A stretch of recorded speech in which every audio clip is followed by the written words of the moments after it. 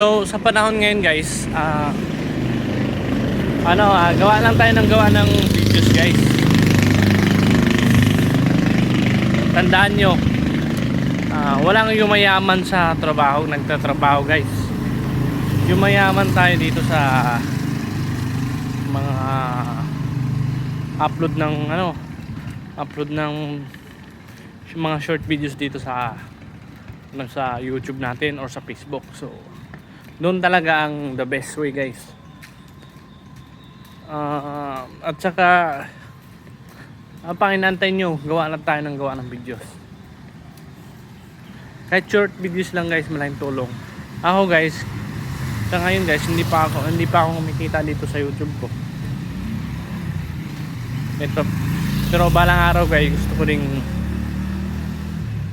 ko rin naman na maging successful to.